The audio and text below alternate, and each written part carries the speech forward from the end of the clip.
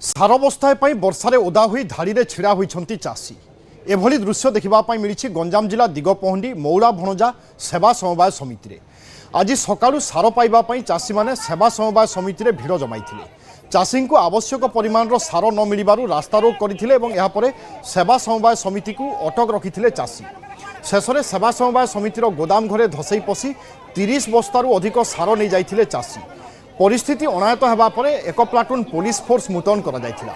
दीर्घ 1 घंटा धरी उत्तेजनामूलक परिस्थिति सृष्टि होगा पर पुलिस बुझासुझा कर स्थिति शांत पड़ा। पुलिस उपस्थिति में पुणी आरंभ होता चाषी को सार बंटन प्रक्रिया। चाषी परिचय पत्र को देखाइबा परे ना रेजिस्ट्रेशन करा जाई चाषी को दिया जाउछि सार।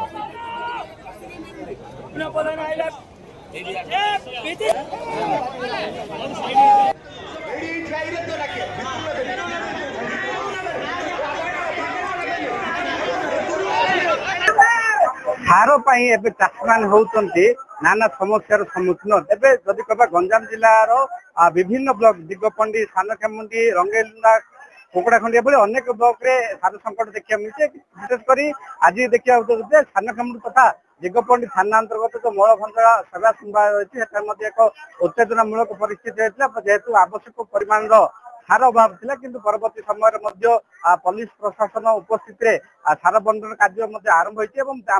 मौलभंजार सेवा समवाय समिति कार्यालय देखिपे बर्तमान शांति श्रृंखला रक्षा निमंते पुलिस मान उपस्थित अच्छा पुलिस कर्मचारी उपस्थित सार बंटन चलती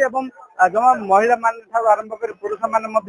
लंबा धाड़ी अच्छा देखिए मौलभंजार जो सेवा समवाय रही लोक मान जो चाषी मान गोटे लंबा लाइन रही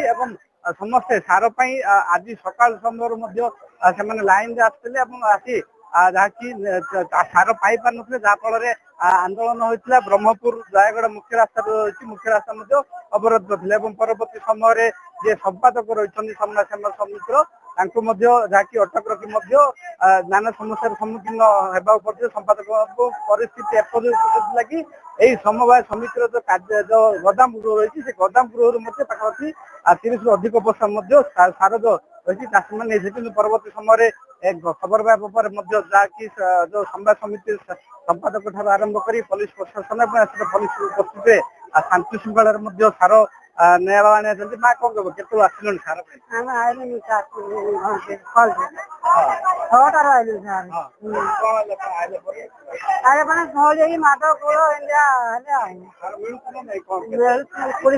सका भूख सुख रही आम दरकार 2 बस्ता दरकार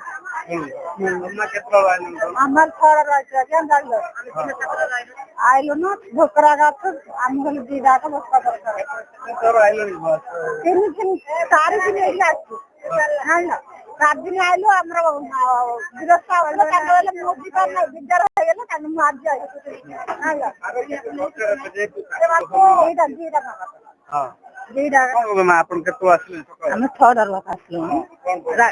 सुभद्रा दुकान कर दुकान क्षति चाषी बेलिकी आम स्वामी आसिक जगित तो 3 बुड़ी किसी दबा मिले ना खाली जी आसला से नहीं जो ओरिजिनल आधार कार्ड देखा नहीं आम कि जेरक्स पकड़ आम पाइबा ना 2 थर आसिक पुआ आसी स्वामी आसी देढ़ भी आसी ये बोले मिले ना सार समय कि जेहेतु सार बाधा होती चाषी के बाधा किंतु आमर धान बाहर चेष्टा है खाली काद पीढ़िया जो गुमर पीढ़िया कहते गुमर पीढ़िया पकईचु आउ कि जो एरिया पीढ़िया आमको जमा मिलनी समवाय कार्यालय देखते जहाँकि जो सार जो रही सार मिलूँ देखिपे संपूर्ण सुरक्षा व्यवस्था सहित जेहेतु सका आंदोलन परिस्थिति उपजी थे तेणुकर बर्तमान सुरक्षा व्यवस्था सहित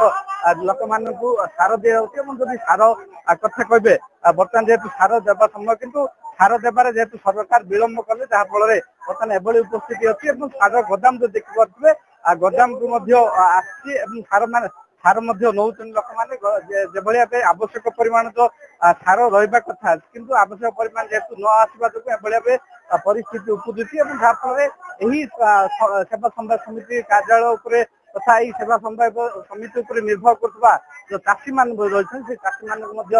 ନାହିଁ ନଥିବା ଅସୁବିଧାର ସମ୍ମୁଖୀନ ହେବାକୁ ପଡୁଛି। ଯଦିଓ ଆଜି ଅନେକ ବାଧାବିଘ୍ନର ସହିତ ସାର ବଣ୍ଟନ କାର୍ଯ୍ୟକ୍ରମ ଆରମ୍ଭ ହୋଇଛି ଏବଂ ଆଶା ରଖାଯାଉଛି ଏଭଳି ଭାବେ ଶାନ୍ତି ଶୃଙ୍ଖଳା ସହିତ ସାର ବଣ୍ଟନ କାର୍ଯ୍ୟକ୍ରମ ଚାଲୁ ହେବ, ଯାହାଫଳରେ କିଭଳି ଭାବେ ଖୁବ୍ ଶୀଘ୍ର ଚାଷୀମାନେ ଏହି ସାର ପାଇବେ ଏବଂ ନିଜର ଯୋଉ ଚାଷ କାର୍ଯ୍ୟ ରହିଛି ଚାଷ କାର୍ଯ୍ୟକୁ ଆଗକୁ ବଢିବାରେ ମଧ୍ୟ ସୁଫଳ ହୋଇପାରିବେ। ଗଞ୍ଜାମ ଜିଲ୍ଲା ମଳା ବଜାରରୁ କୈଳାସ ବେହେରା, ନ୍ୟୁଜ୍ 18 ଓଡ଼ିଆ।